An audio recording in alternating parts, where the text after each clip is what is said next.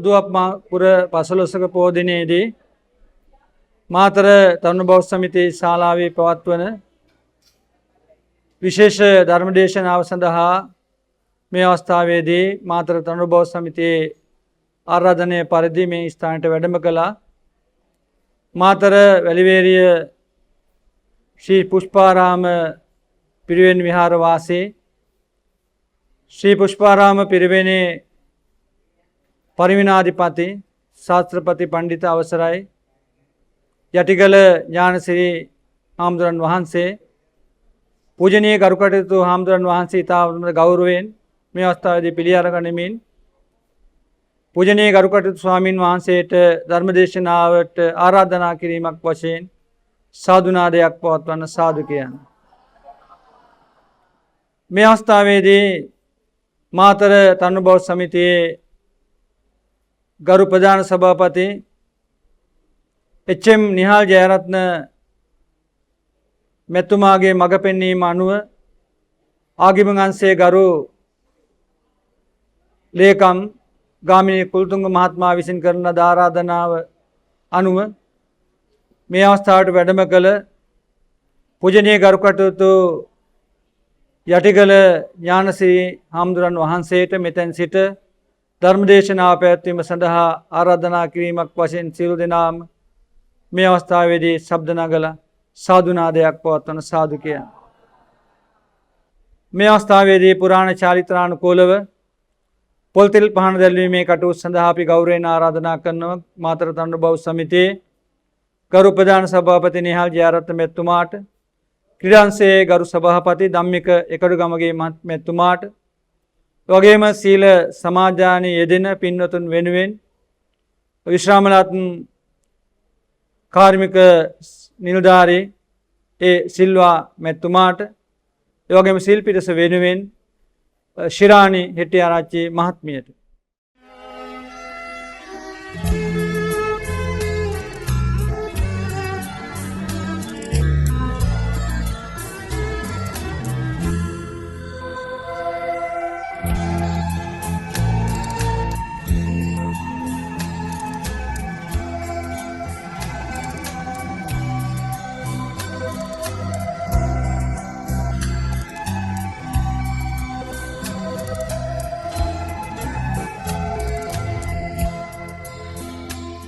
ස්වාමින් වහන්සේට දැහත් වට්ටිය පිළිගන්වා මේ ධර්මදේශනාව සඳහා ආරාධනා කිරීමට ඉතාමත්ම ගෞරවයෙන් අපි ආරාධනා කරනවා මාතර තරුණ බෞද්ධ සමිතියේ උපාසිකා පිරිස වෙනුවෙන් විශ්‍රාමලත් ප්‍රධාන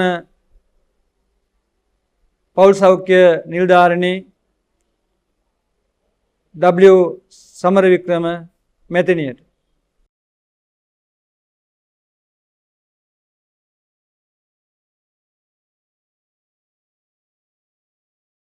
ඊළඟට ඉදී තිබෙන්නේ තථාගත අමාමෑණී ලෝතුරා බුදුජානන් වහන්සේ විශේෂ කුසුම් බඳුනක් පූජා කිරීම. මේ පූජා කිරීමේ කටයුතු සඳහා මා ගෞරවයෙන් ආරාධනා කරනවා ආගමික අංශයේ ගරු ලේකම් ගාමිණී කුලතුංග මහත්මයාට.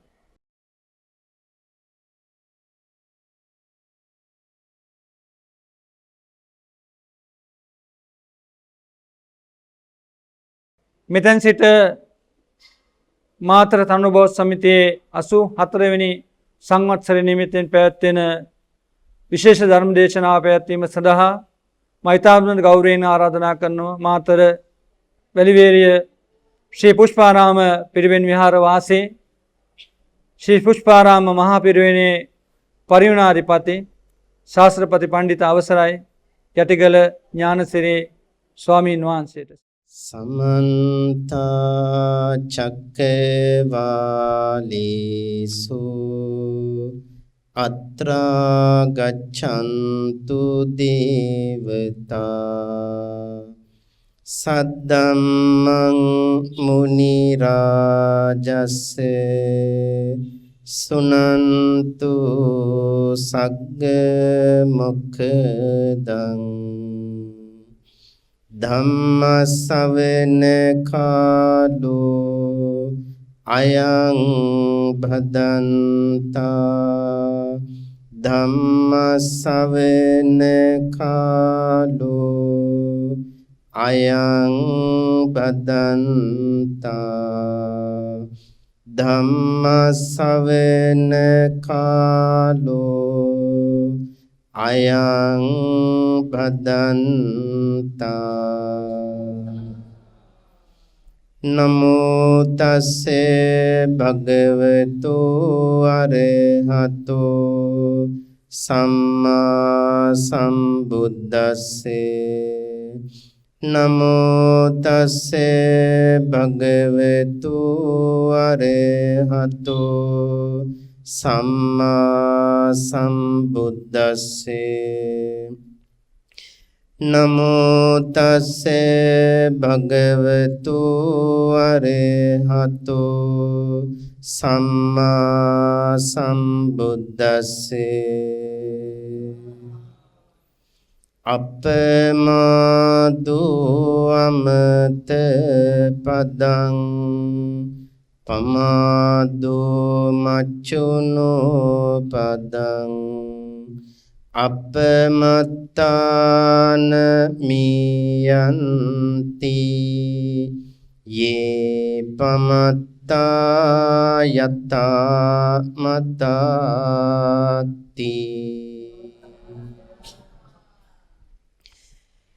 සියලු දෙනාටම සම්මා සම්බුදු සරණයි. ශ්‍රී ලංකා වාසී ලෝකවාසී පූජනීය මහා සංඝරත්නයන් අවසරයි ශ්‍රද්ධාවන්ත ධර්ම ශ්‍රවණාබිලාසී පින්වත් මව්වරුනි පියවරුනි බෝසත් දූ දරුවනි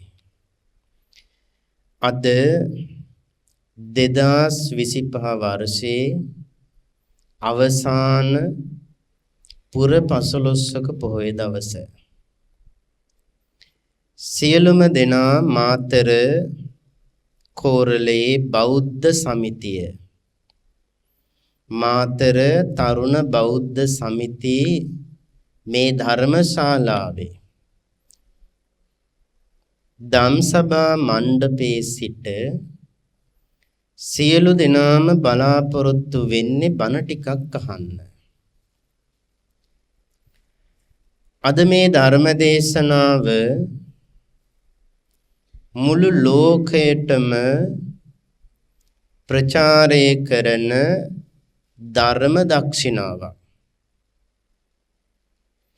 දම්සතර රූපවාහිනී සදහම් නාලිකාවෙන් මේ ධර්ම දේශනාව ලංකා වාසී ලෝකවාසී සෑම දෙනාටම ශ්‍රවණය කරන්නට පුළුවන්. ඒ අනුව මාතර කෝරළේ බෞද්ධ සමිතිය වසර 84ක් පිරීම නිමිති කරගෙන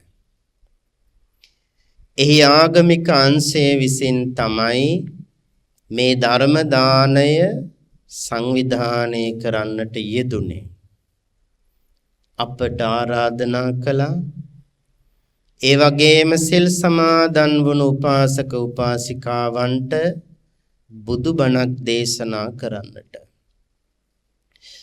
ගරු ප්‍රධාන සභාපති එම් නිහාල් ජයරත්න මැතිතුමාගේ මඟ පෙන්වීමෙන් ආගමික අංශයේ ගරු ලේකම් ජී.ඒ. කුලතුංග මහත්මයාගේ සංවිධානයෙන් මාතර තරුණ බෞද්ධ සමිතියේ ජ්‍යෙෂ්ඨ උපසභාපති කාවින්ද ජේ.පී.ඒ. සිරිවර්ධන මහත්මයා ඇතුළු පුන් පොහෝදා සීල සමාදානයේ යෙදෙන උපාසක උපාසිකාවන්ගේ සහභාගීත්වයෙන් මේ ධර්මානුශාසනාව ධම්සතර රූපවාහිනී සදහම් නාලිකාවෙන් සිදු කරන්නට යෙදෙනවා. පින්කමේ අරමුණ සමස්ත සියලුම සමාජික සමාජිකාවන්ට පින්වන්ත මව්පියන්ට දරුවන්ට ආශිර්වාද කිරීම. එසේම සියලුම සමාජික අභාවයට පත්වන්නට යෙදුණු පින්වතුන්ලාට පුණ්‍යානුමෝදනා සිද්ධ කිරීම, සුජීවත්ව සිටි නැත්තන්ට ආශිර්වාද කිරීම, මියගිය සියලු දෙනාටම පින් අනුමෝදන් කිරීම. ඒ වගේම අද අපේ ශ්‍රී ලංකාවේ පින්වතුනි විශාල ප්‍රදේශයක් මහා වෙසණයකට පත් වෙලා අපි මේ ධර්ම මණ්ඩපයක ධර්ම ශ්‍රවණය කරනකොට ලංකාවේ බොහෝ දෙනෙක් තමන්ගේ ගෙවල් පිරිසිදු කරනවා. අඩි ගණන් උසට ගොඩ ගැහිච්ච මඩ අයින් කරනවා. ඒ සමහර අය තවත් පින්වතුන්ලා පින්වත්නි පන්සලක පාසලක පොදු තැනක යන්න එන්න ගෙයක් දොරක් නැතිව පින්වතුනි කල්පනා කර කර පීඩාවෙන් දුකෙන් ඉන්න වැටි සෑම දෙයක්ම අහිමි වෙලා. තව සමහර අය ඇති තමන්ගේ දැස් ඉදිරිපිට අම්මා නැති වෙලා තාත්තා නැති වෙලා දුව පුතා නැති වෙලා පවුල පිටින්ම නැති වෙලා එක්කෙනෙක් ඉතුරු වෙලා කොහොම නමුත් මහා විපත්තියකට මුහුණ දීලා පොළොවේ යට වැළලිලා තවමත් පින්වතුනි පස් කඳු වලට යට වුණු මල කඳන් සොයාගත්තේ නැති අපේ මිනිස්සු මතක වස්ත්‍රයක් පූජා කළේ නෑ, පැන් වැඩුවේ නෑ, පින් දුන්නේ නෑ, තාමත් පොළොවේ යට දිය වෙලා යනවා. ආන්න ඒ හැම දිනාටම මියගිය සියලු දෙනාටමත් පින් අනුමෝදන් කිරීම, ඒ වගේම අසරණ වෙලා සිටින හැම දිනාටම සුවපත් භාවය ඉක්මනින්ම නැගී සිටීමට රත්නත්‍රේ ආශිර්වාද ලැබේවා. සෑම දිනාම සුවපත් වෙත්වා, නිරෝගී වෙත්වා, යහපතක්ම වේවා කියලා අපි මෛත්‍රියෙන් ප්‍රාර්ථනා කරමු. පින්වත්නි, ඒ අසරණ වෙච්ච අය ගැන මතක් කරනකොට, ජීවිත අහිමි වුණු අය ගැන සිහිපත් කරනකොට, ඒ අය විතරද මේ උපද්‍රවවලට මුහුණ දුන්නේ? නෑ. දීර්ඝ සංසාර ගමනක මේ දහම් මණ්ඩපේ ධර්ම දේශනා කරන මාත් ඔය ඇත්තෝ මේ සංසාරේ ඔය විදියටම පස් කඳු වලට යට වුණා. ඔය විදියටම පින්වත්නි තාප්පවලට බිත්තිවලට මහ කළුගල් පර්වතවලට යට වුණා. පෙර සංසාරේ ඔබත් මාත් ඔය විදියටම පින්වතුනි මැරිලා තියෙනවා. එසේම පින්වතුනි මහා රළ පහරට අහුවෙලා ගසාගෙන ගියා. ගස් ගල් වල ඔළුව වැදුණා, ඔළුව පැලුණා, බිඳුණා, එතන මැරුණා. හුස්ම ගන්න බැරි වුණා. මේ සංසාරේ ඒ අත්දැකීම අපි හැමෝම පින්වතුනි ලබලා තියෙනවා. අද බේරුණට මේ දීර්ඝ සසරේ අද අපේ දැස් ඉදිරිපිට අම්මා තාත්තා දරුවෝ ඒ වගේ මිය නොගියට මේ දීර්ඝ සංසාර ගමනේ අපි කොච්චර තනි වෙන්නේ නැද්ද? අම්මා තාත්තා ඔය විදියට නැති වුණා, දුව පුතා නැති වුණා, ඒ වගේම පින්වත්නි සහෝදරය සහෝදරිය නැති වුණා. මේ සසරේ අපි වැඩියෙන්ම ලැබපු අත්දැකීම තථාගතයන් වහන්සේගේ ධර්මයට අනුව මේ දීර්ඝ සංසාරේ ලැබූ වැඩිම අත්දැකීම තමයි දුක. දුක කියන අත්දැකීමයි මේ සංසාරේ අපි වැඩියෙන්ම ලබලා තියෙන්නේ. සැප කියන අත්දැකීම තමයි මේ සංසාරේ අපිට අඩුවෙන්ම ලබන්න ලැබුණු දේ, අඩුම අත්දැකීම. මේ සංසාරේ දුකයි කියලා බුදුරජාණන් වහන්සේ දේශනා කළේ දුක නිසාමයි. මේ ලෝකෙ පිහිටලා තියෙන්නේ දුක මත. එහෙම නැතුව මේ බුදුරජාණන් වහන්සේ හදලා කිව්ව දෙයක් නෙවෙයි. බුදුදහමේ පමණක් තියෙන දෙයක් නෙවෙයි. ලෝකෙ මොන ආගම ඇදහුවත් මොන ජාතියේ ඉපදුනත් මේ 31 තැනක උපදින සෑම සත්වයක්ම දුක මතයි පිහිටලා සිටින්නේ. ඒක ලෝකේ යථාර්ථයේ පින්වත්නි. ඒ දුක බුදුහාමුදුරුවන්ගේ නිර්මාණයක් නෙවෙයි. ඒක සදාකාලික සත්‍යයක්. දුක මත මේ ලෝකෙ පිහිටලා තියෙන්නේ. එහෙනම් අපි වැඩිම ලැබපු අත්දැකීම දුක, සැප තමයි අඩුම අත්දැකීම. කොහොමද මේ දුක වින්දේ? මනුෂ්‍ය ලෝකයට කලාතුරකින් ඇවිල්ලා. අද අපිට අගයක් නැහැ, වටිනකමක් නැහැ, තේරුම් ගන්නෙ නැහැ මේ මනුෂ්‍ය උපත ගැන. කලාතුරකින් ලබන මනුෂ්‍ය උපතක් අපට ලැබුණා. පින්වතුනි, සතර අපායෙන් බේරිලා ලැබුණු ජීවිතයක්. අපි බඹලොවත් හිටියා, සදෙව්ලොවත් හිටියා, මනුෂ්‍ය ලෝකෙත් හිටියා, සතර අපායෙත් හිටියා. සෑම තැනකම එහෙනම් විඳින්න තියෙන හැම ලෞකික සැපක්ම අපි විඳපු අය. අපි දුක් විඳපුම අය විතරක් නෙවෙයි, මේ සසරේ විඳින්න තියෙන සෑම සැපතක්ම අපි විඳපු අය. මේ සංසාරේ විඳින්න තියෙන හැම දුකක්ම විඳපු අය. සෑම දුකක්ම විඳලා තියෙනවා, හැම සැපතක්ම ලබලා තියෙනවා. මනුෂ්‍ය ලෝකේ, දිව්‍ය ලෝකේ අපි සැප විඳලා තියෙනවා. දෙව්ලොව බඹලොව ඉඳලත් අපි ආවා. අපි නිරයෙත් හිටියා, තිරිසන් ලෝකෙත් හිටියා, පෙරේත ලෝකෙත් හිටියා. දැන් මනුෂ්‍ය ලෝකේ පින්වතුනි ඉහළ සැප සම්පත් විඳින මිනිස්සු දැකලා තියෙනවා. සමහරු නම් ඉරිසියා කරනවා. හොඳ ගෙයක් දොරක්, හොඳට යාන වාහන, හොඳට ඇඳුම් පැළඳුම්, හොඳ කෑම ಜಾති, හොඳ බෙහෙත් ಜಾති, ජීවිතයට සැප පහසුකම් ලබනකොට ඔබත් හිතන්න මේ සංසාරේ ඔය සැප මාත් වින්දා. මනුෂ්‍ය ලෝකේ ඔය සැප පහසුකම් මා වින්දා. එහෙම දකින්න ඕන. ඊළඟට දුක් විඳින මිනිස්සුયો පින්වතුනි කන්න බොන්න නැහැ, ඉන්න තැනක් නැහැ, බෙහෙත් ටික නැහැ, අඳින්න වස්ත්‍රයක් නැහැ, සැප පහසුකම් කියලා දේවල් හරි අඩුයි. ආන්න දුක් විඳින, පීඩාවටපත් වුණු, රෝගී වුණු, කරදරවලට මුහුණ දෙන මිනිස්සුયો පින්වතුනි මනස විකෘති වෙච්ච අය, පිස්සු වැටුණු අය අපි දකිනවා. ඒ විදියට මාත් මේ සංසාරේ හිටියා. අද කුණු බාල්දි අහුලගෙන පෙරලගෙන කන මිනිස්සුયો පින්වත්නි කිලුටු වෙච්ච ඇඳුම් ඇඳගෙන ජීවිතේට නාල නෑ වගේ පේන මිනිස්සුયો, පේමන්ට් වල තෙන් වල බිම ඉන්න මිනිස්සු. ආන්නේ ජීවිත අපිට සසරේ තිබුණා. එහෙනම් අපි මොනවටද මාන්නය?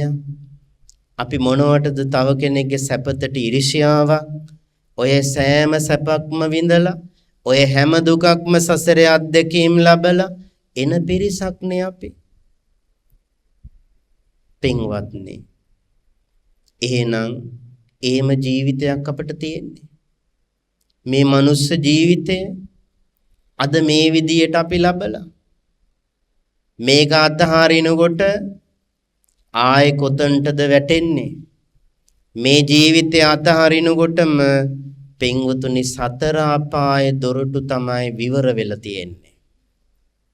සතර අපාය මහගෙදර කරගත්ත සත්වයා නිරය මහගෙදර වෙලා, තිරිසන් ලෝකේ මහගෙදර වෙලා, പ്രേත ලෝකේ මහගෙදර වෙලා, පෘථග්ජන සෑම සත්වයක්ම ඒ තැන මහගෙදර කරන් හිටිය මේ සසරේ. හැබැයි මනුෂ්‍ය ලෝකේ මහගෙදර වගේ කිව්වේ නෑ. ඇයි? මෙතෙන්ට එන්නේ කලාතුරකින් නිසා. අර තැන් කිව්වේ මහගෙදර වගේ කියලා වැඩිම යන තැන නිසා. වැඩියෙන් මාවම ඉන්න තැන හින්දා තිරිසන් ලෝකෙට ආපු තිරිසන් සතෙක් මනුෂ්‍ය ලෝකෙට එන්නේ පින්වතුනි ගොඩක් කාලයකට පස්සේ. මිනිසෙක් වෙන්න බැරුව ඒ සත්තු ආත්ම ගණන් ඒ තැන ඉන්නවා.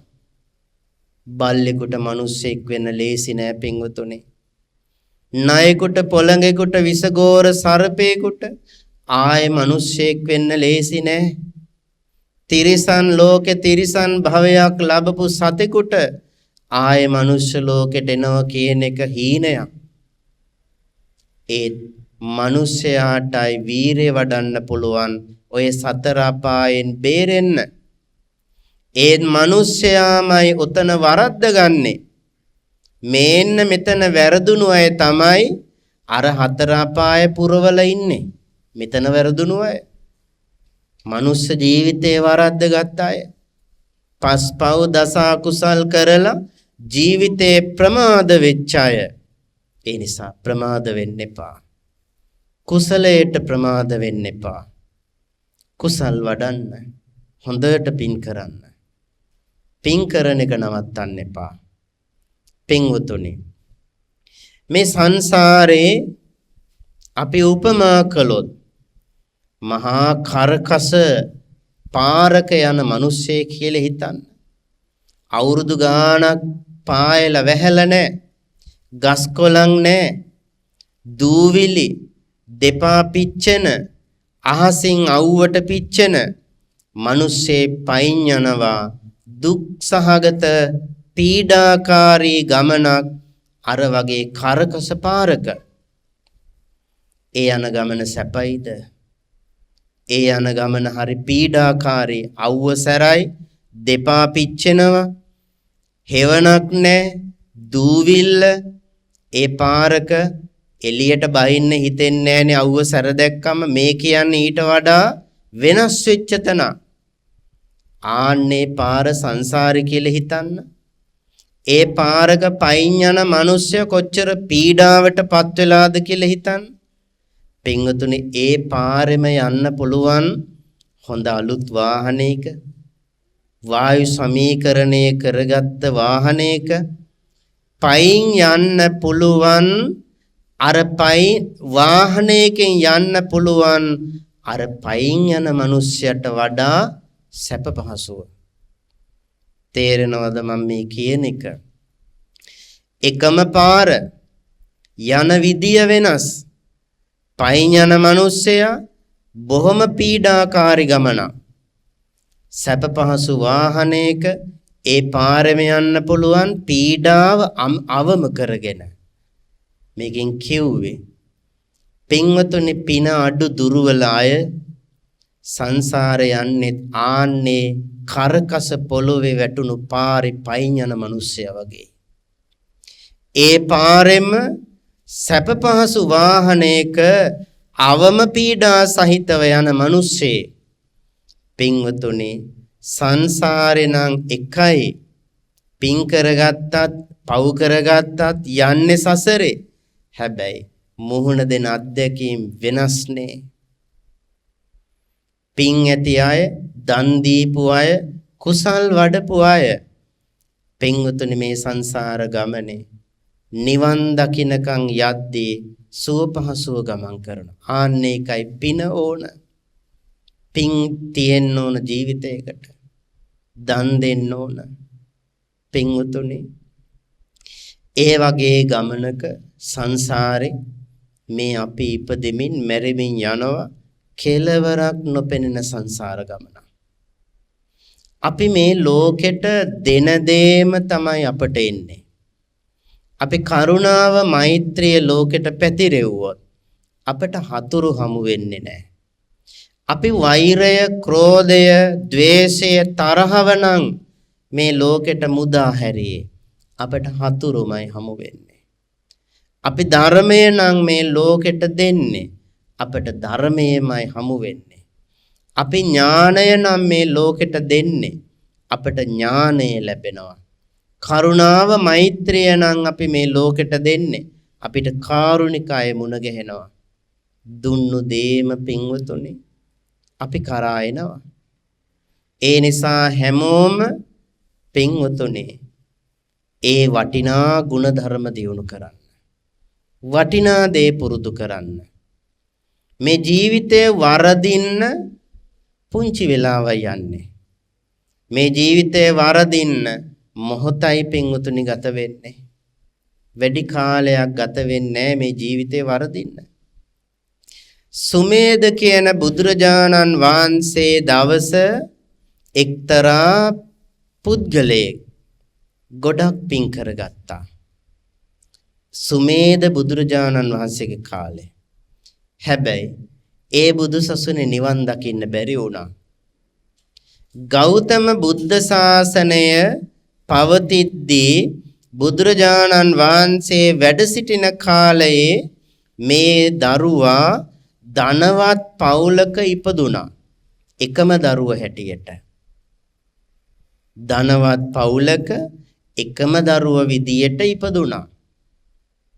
පින්වතුනි හොඳට පින් කරගෙන ආපු කෙනෙක්. ලස්සන රූපයක් ලැබුණා. කඩවසම් ලස්සන රූපයක්, බබලන රූපයක්, රැස් විහිදෙන රූපයක් මේ දරුවට ලැබුණා.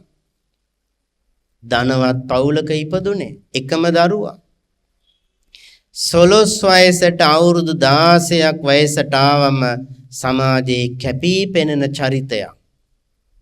එදා හිටපු වස්සකාර කියන අමාත්‍යවරයාට දුවෙක් හිටියා. ඔහු කල්පනා කළා මගේ දුවට ගැළපෙන ස්වාමියා තමයි මේ තරුණයා. කොහොම හරි කසාද බන්දලා දෙන්න ඕන කියලා අර දරුවගෙන් කැමැත්ත ඇහුවා. පින්වතුනි කැමති උනේ නෑ. ඒ තරුණ දරුව කියනවා මම විවාහ වෙන්න කැමති නෑ, මම පැවිදි වෙන්නයි ඉන්නේ කිව්වා. නැවත නැවත ඉල්ලීම් කළා, නැවත නැවත යෝජනාව කළා. ඒත් ඒ තරුණ දරුවා ප්‍රතික්ෂේප කළා, බැහැර කළා. එහෙනම් තෝ මහානවයන් මම බලා ගන්නම් කියලා වෛර බැන්දා. කේන්තියෙන් තරහෙන් පින්වතුනි වෛර බැඳගත්ත මම පලි ගන්නවා කියලා. මේ යෝජනාවට අකමැති වෙච්ච නිසා. කුමාරී මේ සඳහන් කරන උත්තර කියන කුමාරයා සාරිපුත්ත මහරහතන් වහන්සේගේ ශිෂ්‍යවරයෙක් හැටියට පැවිදි භාවයටපත් වුණා. කොපමණ භාග්‍යයක්ද බලන්න. සාරිපුත්ත මහරහතන් වහන්සේ ළඟ ශිෂ්‍යයෙක් හැටියට බුදුසසුනේ පැවිදි වුණා. හොඳට මහානදම් පුරනවා. පැවිද්ද ආරක්ෂා කරනවා. ගුණධර්ම වඩමින් පින්වතුනි භාවනා කරමින් සරියුත් මහරහතන් වහන්සේගේ ශිෂ්‍යවරයෙක් හැටියට පැවිදි ජීවිතය ඉතාම හොඳින් ගත කරනවා. දවසක් සාරිපුත්ත මහරහතන් වහන්සේ අසනීප වෙලා මේ ශිෂ්‍ය හාමුදුරුවෝ සාමණේරයන් වහන්සේ සරියුත් මහරහතන් වහන්සේ ළඟට ගිහිල්ලා වන්දනා කරලා අහනවා ස්වාමීනි අසනීපයක්ද? එහෙමයි උත්තර සාමණේර බඩ ටිකක් රිදෙනවා. කුසේ වේදනාවක්. එහෙම කිව්ව සැනකින්ම සාමණේර හාමුදුරුව අහනවා ස්වාමීනි මීට පෙරත් ඔය කුස රිදෙන එක වේදනාව ඇති වෙලා තියනවද? ඔව් කිව්වා. ඒ වෙලාවට ගත්ත වැළඳූ බෙහෙත් ඖෂධය මතකද? සරියුත් මහරහතන් වහන්සේ වදාලා උත්තර සාමණේර මට කුසේ අමාරුව හැදුණු වෙලාවට මෙන්න මේ ඖෂධ ටික එකතු කරලා හදපු සකස් කරපු කැඳක් වැළඳුවා.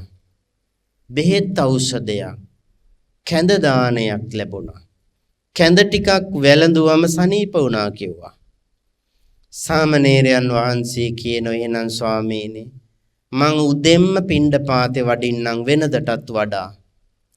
පිණ්ඩපාතේ වැඩම කරලා මං ඔබ වහන්සේට ඒ කැඳ ඖෂධය මං සූදානම් කරගෙන එන්නම් දායක නිවසකින් කියලා උන්වහන්සේ වඩිනම උදෙන්ම පිණ්ඩපාතේ.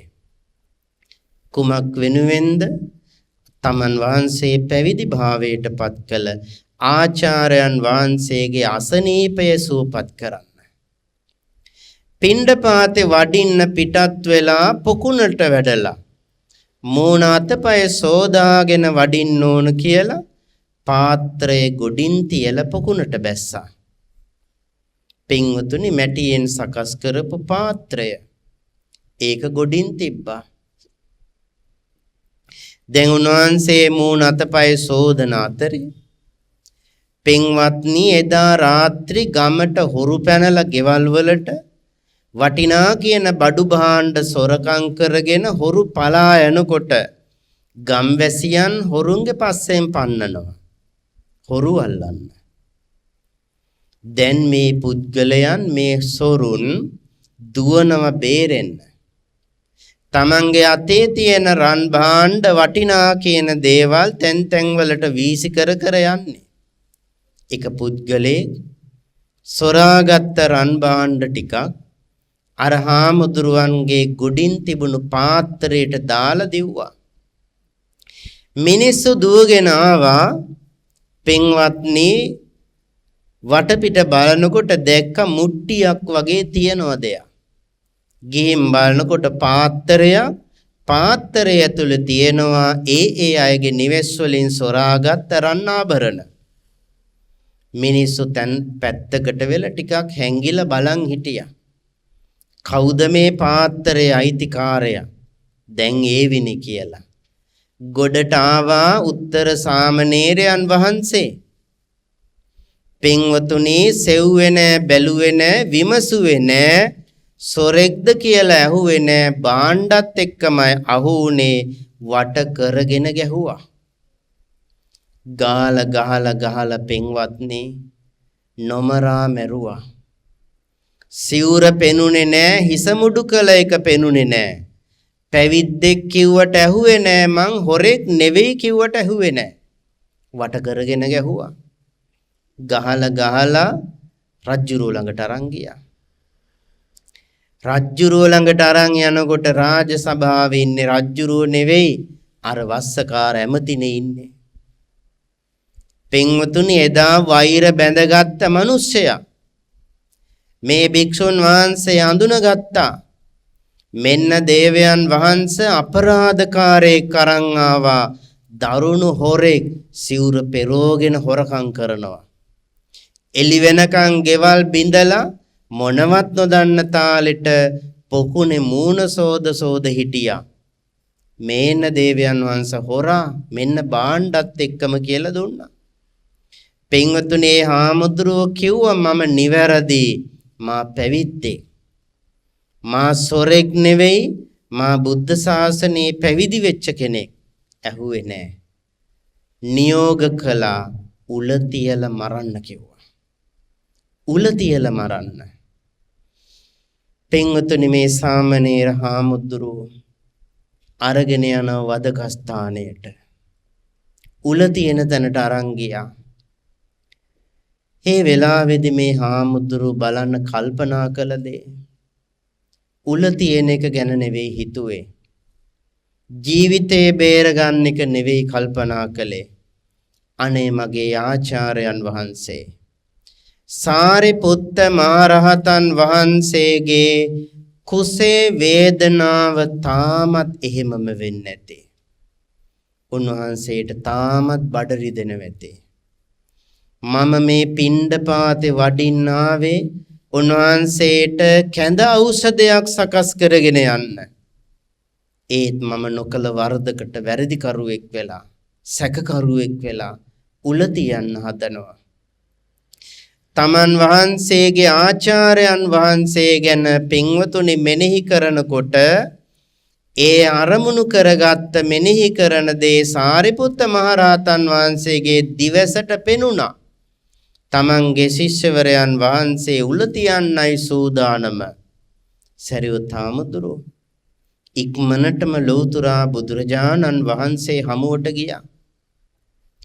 ගේල බුදුරජාණන් වහන්සේට වැඳලා කියනවා ස්වාමීනි භාග්‍යවතුන් වහන්සේ මාගේ ශිෂ්‍යයා උත්තර සාමණේරයන් වහන්සේ නොකල වරදකට උල තියන්නයි සූදානම. ස්වාමීනි නොකල වරදකට උල තියන්න හදනවා. බුදුහාමුදුරුවෝ ඉරිදියෙන් ඉක්මනින්ම පින්වතුනි එතෙන්ට වඩිනවා. ඒ වඩින්නේ බේරන්න නෙවෙයි. උන්වහන්සේ උල තියන්න එපා කියලා කියන්න නෙවෙයි.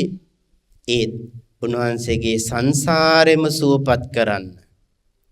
සාමණේර හාමුදුරුවන්ගේ සසරම සුවපත් කරන්න ලෞතර බුදුරජාණන් වහන්සේ ඒ අසලට වැඩම කළා. වැඩම කරලා දැන් උල තියලයි තියෙන්නේ. සිරුර පසාරු කරගෙන සිරුර විනිවිද පින්වත්නි ඒ උල බහිනව තමන්ගේ ඇඟ ඇතුළට බඩවැල් කඩාගෙන හාරගෙන පින්වතුනි මහා පුදුම වේදනාවක් උල තියලා. එදා දීපු දඬුවම් වල හැටි උල තියලයි මරන්නේ. බුදුරජාණන් වහන්සේ හිසට අත තියලා බුදුහාමුදුරුවෝ කියනවා උත්තර සාමණේර ධර්ම මානසිකාරයේ යෙදෙන්න ඉවසන්න ධර්මයේම වඩන්න ඉවසන්න. මේක සංසාරේ වරදක්. මේක සංසාරේ දෝෂයක්. ගෙවන්න තියෙන අකුසල කර්මයක්. පින්වතුනි උත්තර සාමණේරයන් වහන්සේ උල මතම තමන් වහන්සේගේ ජීවිතේ කෙලවර කළා. මියදුණා. උල මතම ජීවිතේ කෙලවර කළා. සසරත් කෙලවර කළා. සෝවාන් සක්‍රුදාගාමි අනාගාමි අරහත් යන පින්වතුනි මගඵල පිළිවෙලින් නිර්වාණ අවබෝධයට පත් වුණා. උල තියපු වෙලාවෙම ශරීරේ පසාරු කරගෙන බඩවැල් කඩාගෙන අභ්‍යන්තර ඉන්ද්‍රියන් තුවාල කරගෙන මේ උල ඇඟ මතට බහිද්දි ජීවිතෙත් කෙලවර කළා. සංසාරෙත් කෙලවර කළා. නිවන් දැක්කා. බලන්න ගත වුණු වෙලාව කෙටි වෙලාවයි. සංසාර දෝෂයක් විපාක දුන්නා. ඒත් නිවන් දකින්න මහා කුසලයක් මෝරලා තිබුණා. ජීවිතේ කෙලවර කළෙත් ඊටාම පින්වතුනි වේදනාත්මක විදියකට. ඒ තායි සංසාරේ කවදාවත් උල තියන්නේ නැහැ. සසරේ කවදාවත් උල තියලා මැරෙන්න වෙන්නේ නැහැ. නිර්වාණ අවබෝධය කළා. අපි මේ සංසාරේ කීවතාවක් නම් උල තියලද? සංසාරේ කීවතාවක් නම් ගෙල කපල මරලැද්ද? සසරේ කීවතාවක් ගල් ගහලා අපිව මරලැද්ද? පින්වතුනි මහ මුහුදේ වතුරට වඩා රුධිරේ ගලා ගිහින් තියෙනෝනේ අපේ බෙල්ල කපලා. ඒ කැපුණු තැනින් ගලා ගිය රුධිරය මේ ආව සසර එහෙම එකක්. ඒකයි කිව්වේ දුක මතයි මේ ලෝකෙ පිහිටලා තියෙන්නේ කියලා. බුද්ධ දේශනාව තුළ මේ දුක ගැන කියන්නේ ඒ දුක කියන්නේ දුකේ ගිලෙන්න නෙවෙයි. ඒ දුකෙන් ඈතර වෙන්නයි. ඒ දුකේ ගිලෙන්න නෙවෙයි බුදු කෙනෙක් දුක ගැන කියන්නේ. යථාර්ථය කියන්නේ ඒ දුකෙන් නිදහස් වෙන්න මඟ කියලා දෙීමට. ඒ නිසයි මේ සංසාරේ දුකයි කිව්වේ. සසර කලකිරෙන්න කිව්වා. සංසාරේ ගැන අවබෝධය ඇති කරගන්න කිව්වා. පින්වත්නි එසේ අවබෝධය ඇති කරගන්න නැතුව අප්‍රමාදීව කුසල් වඩනවා. උත්තර සාමණේරයන් වහන්සේ පිරිනිවන් පෑවා. කතා වුණා ධම්සභා මණ්ඩපයේ භික්ෂුන් වහන්සේලා ඇයි මේ හාමුදුරු නමක් උල තිව්වේ කියලා. බුදුරජාණන් වහන්සේ ධම්සභා මණ්ඩපයට වැඩලා උල තියලා ඝාතනය කරන්න සසර හේතුව දේශනා කළා. අද මිනිස්සු හිටියනම් අද සමාජෙ මිනිස්සු හිටියනම් අද සමාජ මාධ්‍ය එදා තිබුණනම් උල තියලා මරපු එකට මොනවා කියයිද පින්වත්නි? පත්තරේ කොච්චර ලොකුවට මුල් පිටුවට වැටෙයිද? පින්වත්නි ප්‍රවෘත්ති වලට මුලටම කියාවි නේද? සමාජ මාධ්‍යයේ තුල අනිත් භික්ෂුන් වහන්සේලාට පාරට බහින්න බැරි විදියට ගරහවි නේද? නිନ୍ଦා අපහාස කරાવી. ඇයි? මැරෙනව දැක්කට මැරුණු විදිය දැක්කේ නැති හින්දා. උල තියනව දැක්කට නිවන් දකින්නව දැක්කේ නැති නිසා මේ ලෝකෙ මොනව කියයිද පින්වතුනි? මෑත ඉතිහාසයේ කියන්නේ තුනුරුවන්ට හරියට ගරහපු කාලයක්. මේ ගම් වතුර එන්න පෙර බුද්ධ ශාසනයට, බුදුහාමුදුරුවන්ට, ධර්ම රත්නයට, සංඝ රත්නයට වට කරලා පහර දුන්නු කාලයක් පින්වත්නි. මේ මෑත කාලේ බුදුන් සරණ යන්න එපා, බුදුන් සරණ ගිහිල්ලා වැඩක් නෑ කියන මිනිස්සු සමාජ මාධ්‍ය හිටියා. එහෙම ලියන මිනිස්සු හිටියා. බුදුන් සරණ ගිහිල්ලා වැඩක් නෑ කියන මිනිස්සු. සංඝයාට අපහාස කළ මිනිස්සු හිටියා. ලෝකේ කීප දෙනෙක් දෙතුන් දෙනෙක් හෝ වැරදි කරනකොට සමස්ත සංඝයාට අපහාස කරපු මිනිස්සු හිටියා. දාන දෙනවට දන් දෙන මිනිස්සුන්ට බනින අය හිටියා. පන්සලක් වෙහෙරක් විහාරයක් ගොඩනගනකොට කොන්ක්‍රීට් ගොඩ ගහනවා. ජීවිතේට කවදාවත් හදලා ඉවර වෙන්නේ නැති දේවල් තමයි පන්සල් කියන්නේ කියලා පන්සල් වලට බැනපු කාලයක් තිබුණා. අද මිනිස්සු ඉන්නේ පන්සල් වල. කොන්ක්‍රීට් ගොඩවල් මොනවටද? මේ අපිට කියපු නම් කියන්න බෑ මාධ්‍යයක සැප විඳින්න හදන පන්සල් කියලා. නමුත් මිනිස්සු ඉන්නේ ඒවයි දැන්.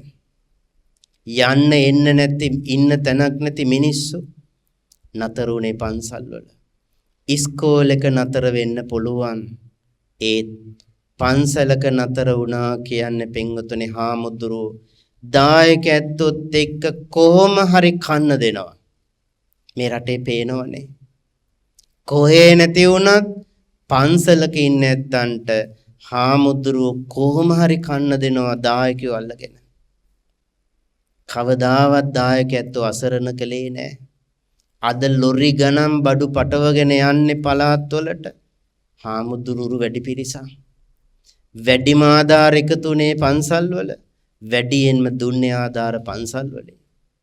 ඒ නිසා දෙතුන් දෙනෙක් පින්වතුනි මඩ ගහනකොට, බනිනකොට, නිඳා කරනකොට ඔබ ඒවට රැවටෙන්න එපා. ඒවට හසු වෙලා ඔබ ඒ ගොඩට වැටෙන්න එපා.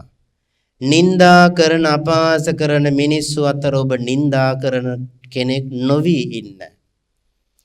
ඒ වගේම පින්වත්නි ඔබ තුනුරුවන් සරණ ගිය කෙනෙක් නම් බලන්නකෝ හොඳට දැස පේන ඔයත්තන්ට කවුරුවත් කියන දේ නෙවෙයි, කිසිවෙක් කියන දේ නෙවෙයි. මේ සමාජයේ මේ රට දිහා බැලුවම පේනවා ඇස් ඇති කන් ඇහෙන හැමෝටම සුනාමියට පෙරලන්න බැරි වුණු, ගම් වතුරට පෙරලන්න බැරි වුණු බුද්ධ ප්‍රතිමා වහන්සේලා නිරුපද්‍රිතව වැඩ ඉන්න ඔය ඇස් දෙකෙන් දකින්න නැතිනේ. පින්වතුනි මහ පාලම් කඩාගෙන ගියා, කෝච්චි ගහගෙන ගියා, අලි ගසාගෙන ගියා, මහ පාරවල් කඩාගෙන ගියා, රේල් පීලි ගලවගෙන ගියා. ඒ පුංචි බුදු කුටියේ ලෞතුරා බුදුහාමුදුරු වැඩ ඉන්නවා. බලන්න ඒක ආශිර්වාද බවක් නෙවෙයිද? කිසි තැනක මා දැකලා නැහැ බුදු පිළිමයක් පෙරලිලා, චෛත්‍යයක් කැඩිලා, පුංචි බුදු කුටියක් ඉතිරි වෙලා. ගිනිගත් ගෙවල් වල බුද්ධ ප්‍රතිමාව තියෙන කැලෙන්ඩරේ ඉතුරු වෙලා අනිත් ඔක්කොම නැති වෙලා. ඒත් පෞකාරයෝ කියනවා ඔක්කොම නැති වෙලා බුදු පිළිම විතරක් ඉතුරු වෙලා මොකටද කියලා. ඔබ දකින්න නැති එක තරුණයෙක් ජලයේ ගිලිලා තමන්ගේ ගෙදර තිබුණු වටිනාම වස්තුව සම්පත බුදුහාමුදුරුවන්ගේ බුද්ධ ප්‍රතිමාව අරන් යනව තුරුල් කරගෙන වෙන දෙයක් ගත්තේ නැහැ. බුදු පිළිම වහන්සේ අරන් යනවා. හදවතේ පළමු තැන බුදුහාමුදුරුවෝ. මම ඔයයන්ට මතක් කරන්නේ පින්වතුනි බුදුරජාණන් වහන්සේ කියලා කියන්නේ මමවත් ඔබවත් නෙවෙයි. අද කාලේ සමහර මිනිස්සු ඉන්නවා බුදුහාමුදුරුවෝ කියන්නේ අපි වගේ කෙනෙක්. අපි වගේ කෙනෙක්ලෝ. මේ පෞකාර අපි වගේ අපි කියන්නේ අපි නම් පින්වත්නි පැවිදි වෙලා ඔය ඇත්තු සිල් ගන්න අය පන්සිල්වත් නැති බුදු ගුණ නමේවත් දන්නේ නැති දාම් පාසලකට ජීවිතේට ගිහිපු නැති අය කියනවා අපි වගේල බුදුහාමුදුරුවෝ. පින්වත්නි ධර්මයේ මොනවත්ම දන්නේ නැති ධම්මපදයේ පොත දැකලවත් නැති මිනිස්සු බුදුන් සමාන කරනවා බුදුරජාණන් වහන්සේ අපි වගේලෝ. ඔය ඇත්තන්ගේ ජීවිතවල දකින්න ලැබිලා ඇතිනේ Tamanටම හිතිලා ඇති. සමහර ගිහි මිනිස්සයන් පින්වන්ත අය දැක්කම අනේ මට වඩා අර මිනිස්සයා කොච්චර පින් කරලද්ද කියලා හිතුණු වෙලාවල් නැද්ද ওই ජීවිතේ. මට නම් හිතුණු අවස්ථා තියෙනවා. ගිහි වෙන්න පුළුවන්, භික්ෂුන් වහන්සේලා වෙන්න පුළුවන් දැකපු අවස්ථා තියෙනවා. මට වඩා හාමුදුරු පින් කරලා වගේ කියලා. එහෙනම් බුදු වෙන්න පෙරුම් පිරුවේ නැති අපට සාමාන්‍ය මිනිස්සේ දැක්කම එහෙම හිතුණනම් සාරා සංකේය කල්ප ලක්ෂයක් බුදු බවම පතාගෙන වෙන මොනවත් නෙවෙයි.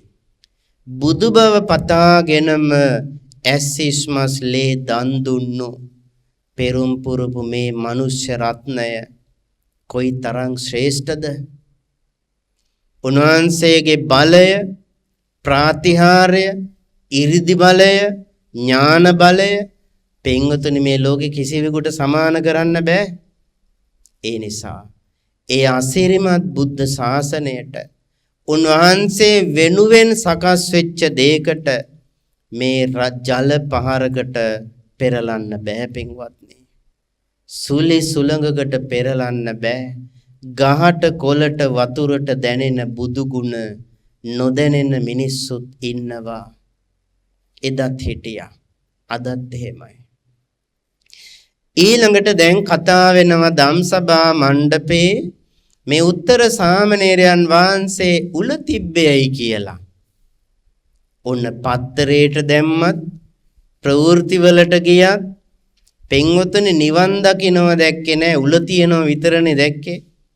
ඇයි කියලා ඇහුවා. භාග්‍යවතුන් වහන්සේ දේශනා කළා සංසාරේ පින් කළාට සසරේ කරපු පුංචි වරදක් විදියට එදා පෙනුනේ. ඒත් බලන්න යකුසලයේ පින්වත්නි රහත් වෙන ආත්ම භාවයේ ජීවිතේට ඒ අකුසලයේ විපාක දෙන්න ආපු විදිය පින්වත්නි. මොකද්ද කළ සංසාර වරද? සසරේ කරපු අකුසලය පින්වතුනි කුඩා දරුවෙක් හැටියට එක ආත්ම භාවයක ලී කෝටුවක් අරගෙන ලී කීරක් අරගෙන පින්වත්නි මැස්සෙක් අල්ලලා කුරුමිනියෙක් අල්ලගෙන මේන්න මෙහෙමයි මිනිස්සෙකුණත් උල තියලා මරන්නේ කියලා අර කුරුමිනියව පින්වතුනි අර කීරෙන් ඇනලා සිදුරු කරලා උල තියනවා. කීරකින් කුරුමිනියෙක් මැස්සෙක් අල්ලගෙන උල තියනවා මේන්න මෙහෙමයි උල තියන්නේ කියලා. ඒ සතාව මරනවා. අම්මා කියනවා ඔය අපරාධේ ඔය පව් වැඩේ කරන්න එපා. ඕක අතහැරලා දාන්න.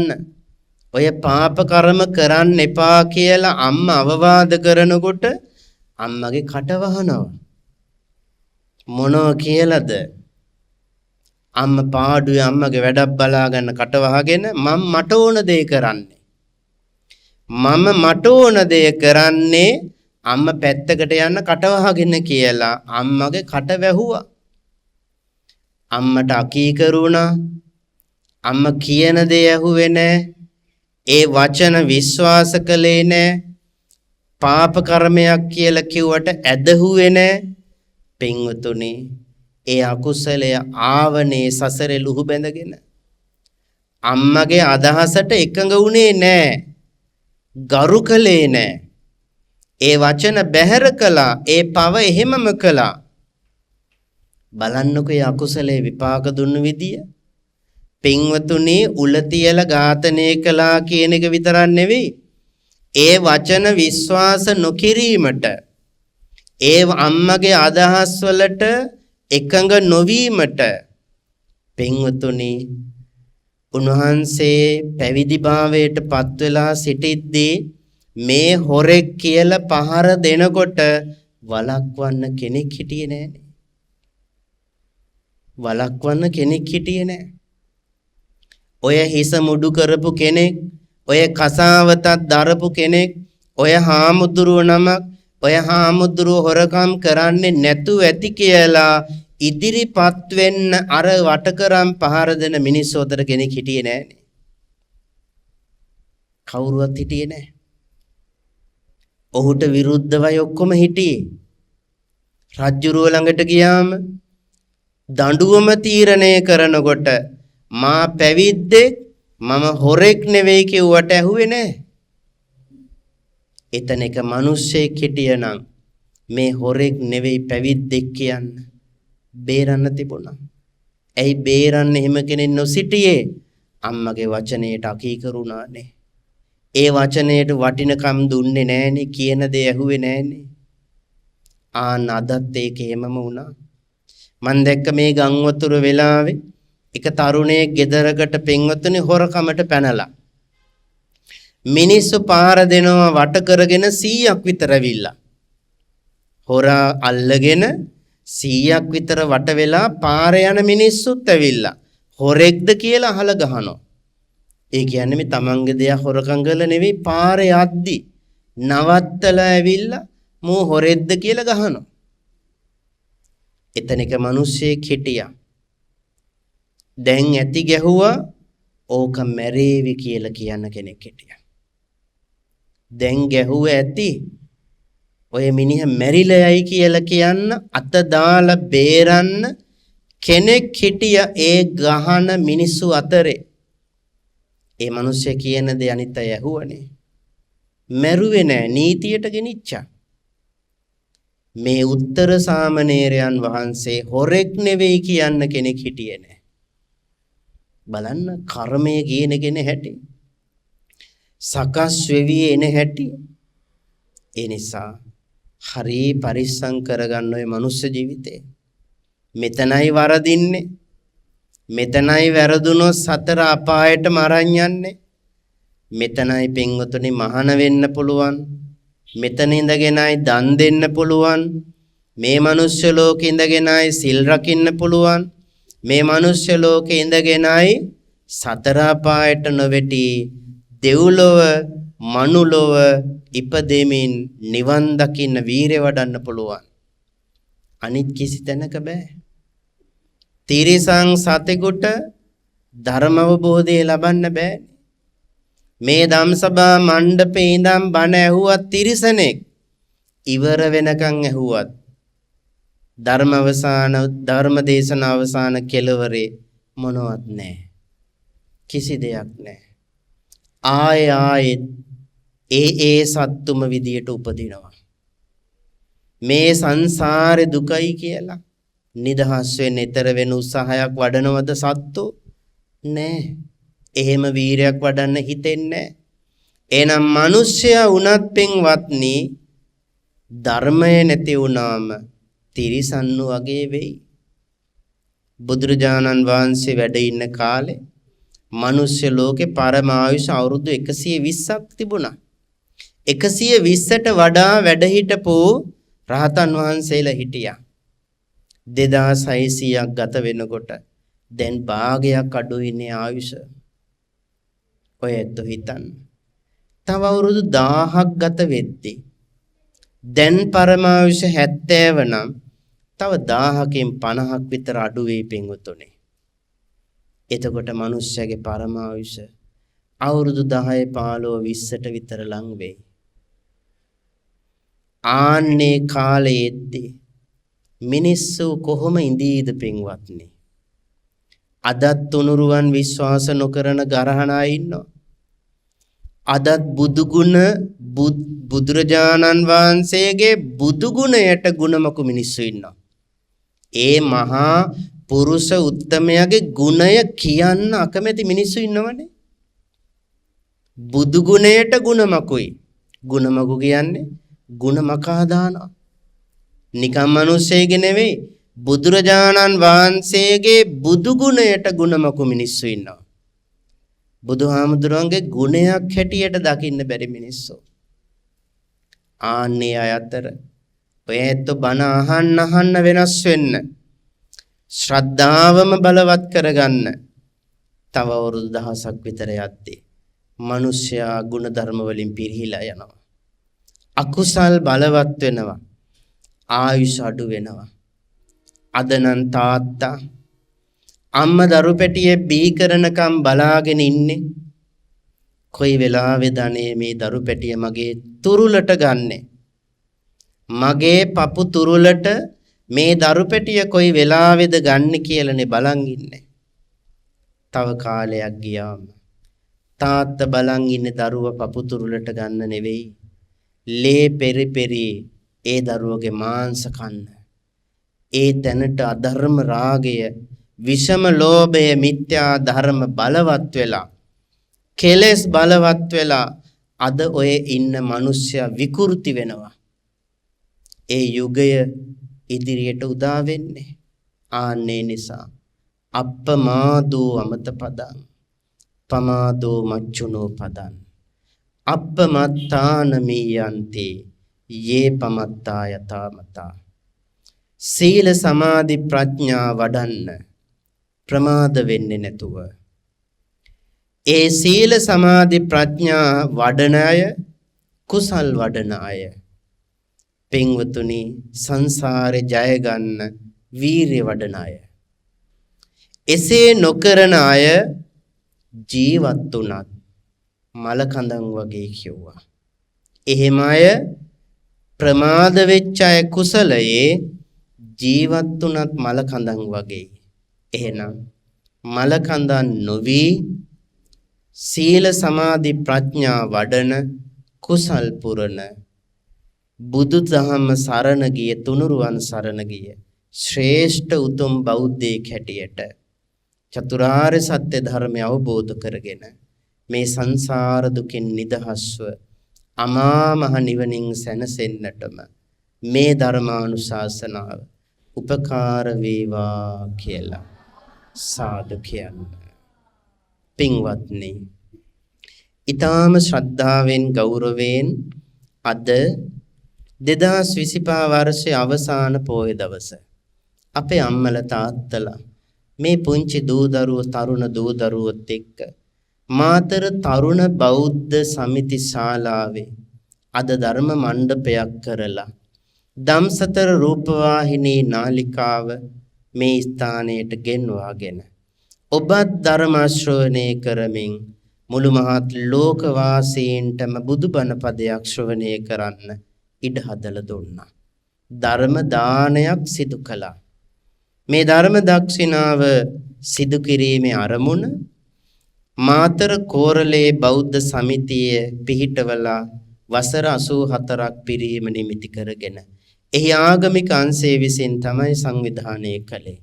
ගරු ප්‍රධාන සභාපති එම් නිහාල් ජයරත්න මැතිතුමාගේ මග පෙන්වීමෙන් සහ ආගමික අංශයේ ගරු ලේකම් අපේ ගාමිණී කුලතුංග මහත්මයාගේ සංවිධානයෙන් මාතර තරුණ බෞද්ධ සමිතියේ ජ්‍යෙෂ්ඨ උපසභාපති කාවින්ද ජේ.පී.ඒ. සිරිවර්ධන මහත්මයා ඇතුළු පොහෝදා සිල් සමාදානයේ යෙදෙන උපාසක උපාසිකාවන්ගේ සහභාගීත්වයෙන් උතුම් ධර්ම දේශනාවක් පින්කමක් සිදු කළා.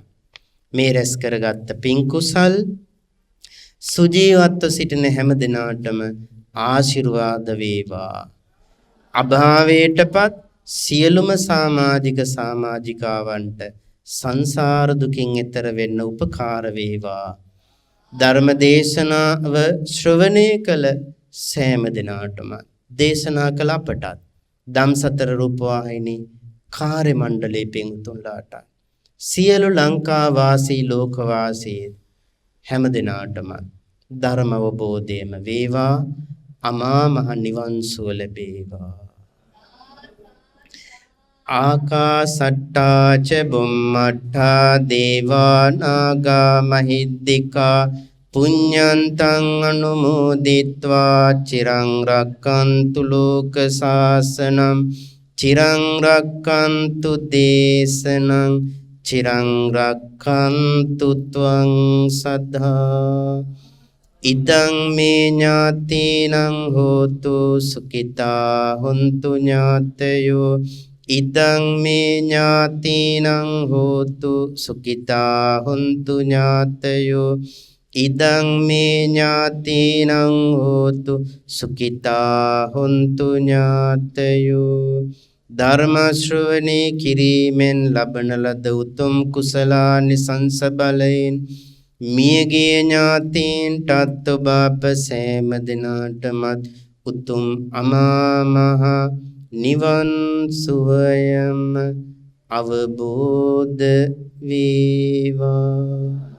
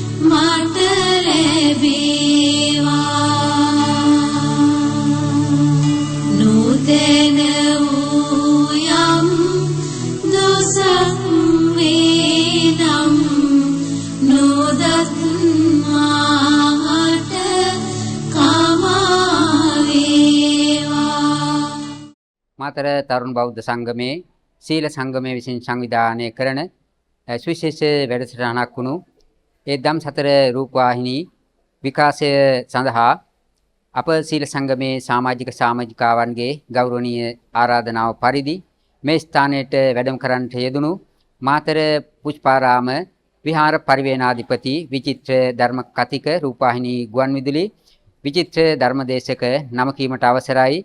පූජ්‍ය යටිගල ඥානසිරි ගෞරවනීය ස්වාමින් වහන්සේ අප කෙරෙහි අනුකම්පාවෙන් ඊතා වටිනා ධර්ම දේශනයක් දේශනා කරන්නට යෙදුණා. ඒ ධර්ම දේශනාව ඉෂ්ට සිද්ධ කරන්නට අපිට මහත් පිටුවහලක් වුණා. මාතර තරුණ බෞද්ධ සංගමේ වර්තමාන ගරු සභාපති නිහාල් ජයරත්න මැතිතුමා, ඒ වගේම ආගමික අංශය වෙනුවෙන් අපට වටිනා සහයෝගයක් ලබා දුණු ආගමික අංශයේ ගරු සභාපති කාවින්ද සිරිවර්ධන මහත්මයා වගේම පුන්පෝදා සීල සංගමේ සමාජික සමාජිකා පිරිස, මේ සමාජිකා සියලු පිරිසගේ ගෞරවනීය අනුග්‍රහයෙන් මේ ස්ථානට වැඩම කරන්නට යෙදුණු ගෞරවනීය ස්වාමීන් වහන්සේ ඊටා වටිනා ධර්ම දේශනයක් ඉෂ්ට සිද්ධ කරමින් සරල බසින් ධර්මයේ දේශනා කරන ගෞරවනීය ස්වාමීන් වහන්සේට නිදුක් නිරෝගී සියවස් අධිකායු කාලයක් ආයුරාරෝග්‍ය සම්පත් වින්දනය කරන්නට සැලසේවා කියලා ප්‍රාර්ථනා කරනවා. තෙරුවන් සරණයි. සහ සම්බන්ධ වුණු සියලු දෙනාටමත්